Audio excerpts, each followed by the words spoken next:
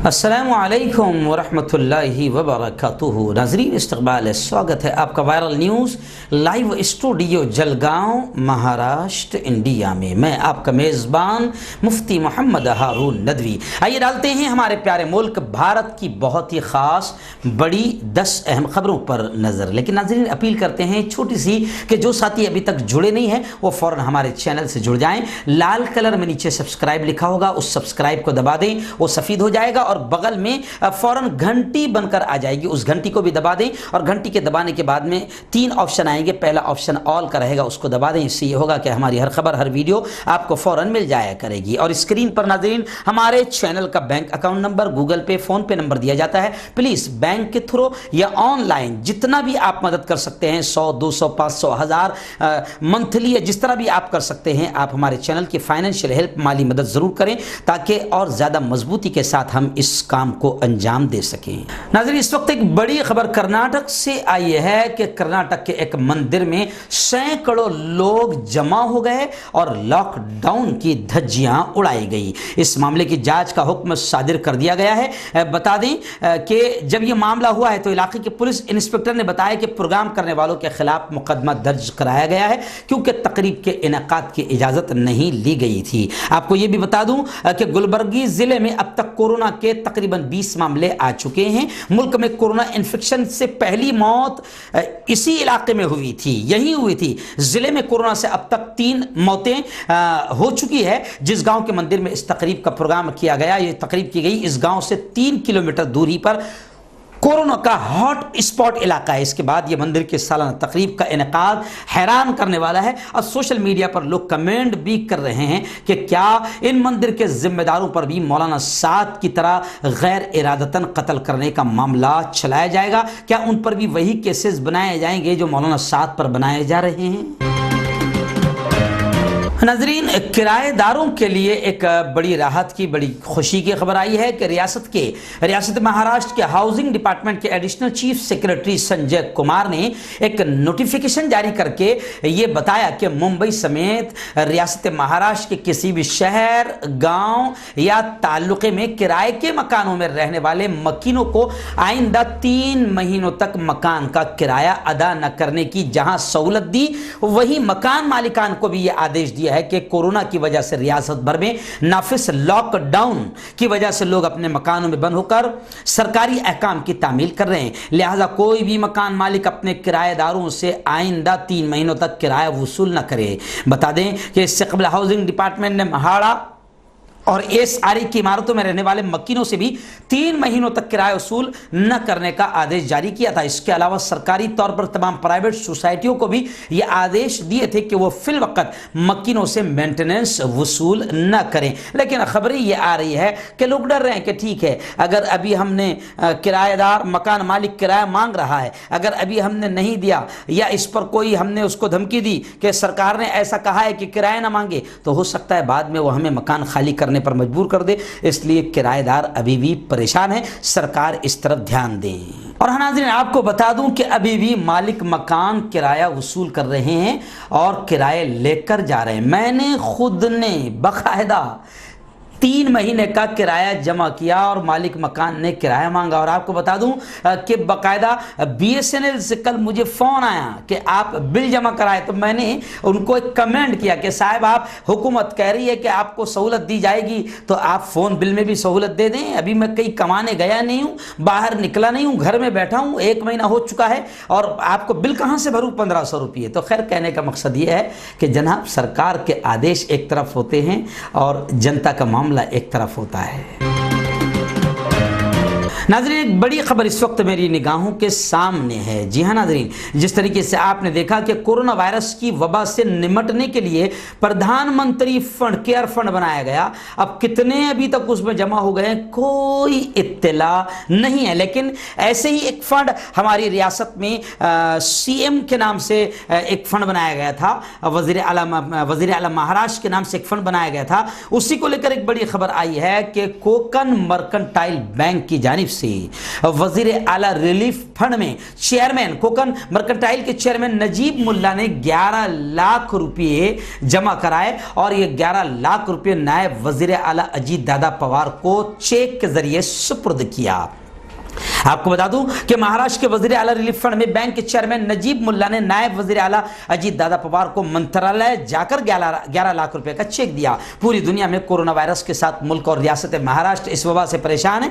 इस पर काबू पाने के लिए मुल्की लेवल पर और स्टेट लेवल पर लोकल बॉडीज की सतह पर हर तरह से इकदाम जारी है। वही इस वबा से छुटकारा पाने के लिए जंगी पैमाने पर कई काम किए जा रहे हैं और इसके लिए बाकायदा हेल्प भी की जा रही है, माल भी जमा किया जा रहा है, फंड भी जमा किया जा रहा है। यह खबर मैं खास तौर से इसलिए भी कह रहा हूं कि हम तमाम को यह चाहिए कि किसी भी तरीके से अगर अल्लाह ने हमको दिया है तो हम इस महामारी के मौके पर हुकूमत की भी मदद करें और अपने आस पड़ोस अगल बगल में जो गरीब मजदूर भूखे रहते हैं हम उनका भी पूरी तरह से ख्याल रखें।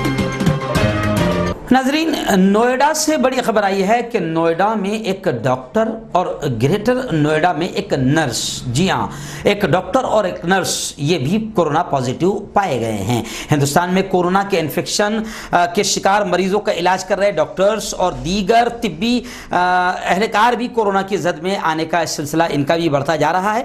ताज़ा मामला नोएडा और ग्रेटर नोएडा का सामने आया है कि नोएडा में एक डॉक्टर और ग्रेटर नोएडा में एक नर्स भी कोरोना पॉजिटिव पाई गई है।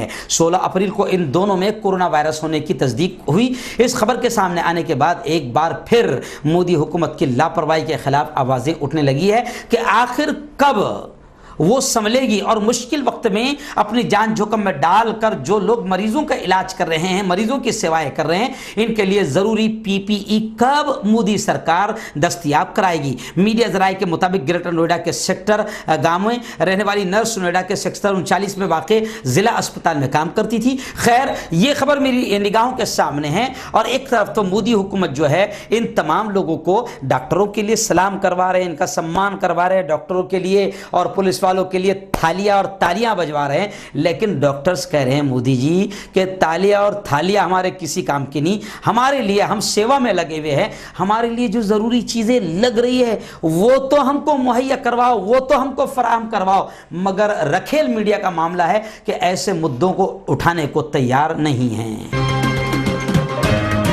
नाज़रीन, खबरें आ रही है कि लॉकडाउन की वजह से पुलिस एहलकारों को कुछ एक्स्ट्रा मजीद इख्तियारात और पावर मिल गए हैं और कई इलाकों से बाकायदा जानवर से बदतर और किसी आतंकवादी को जैसे मारते हैं या उसके साथ ट्रीटमेंट करते हैं, इस तरीके से मारे जाने की वीडियोस पुलिस वालों के जरिए वायरल हो रही है और लोग देखकर कहीं पर तो लोग पुलिस वालों के साथ नजर आ रहे हैं, पुलिस वालों पर फूल बरसा रहे हैं कि पुलिस वाले भी बेचारे हमारे लिए रोड पर अपनी जान की परवाह किए बगैर खड़े हैं, हमारी सेवा में खड़े हैं। लेकिन कुछ जगहों से ऐसी खबरें आ रही है कि पुलिस वाले बेइंतहा ज्यादती भी करते हुए नजर आ रहे हैं। ऐसे ही खबर कुर्ला कुरैश नगर में पुलिस के हाथों एक दुकानदार की पिटाई की सामने आई है। इस पुलिस कार्रवाई से वहां की जनता में काफी नाराजगी और गुस्सा दिखाई दे रहा है।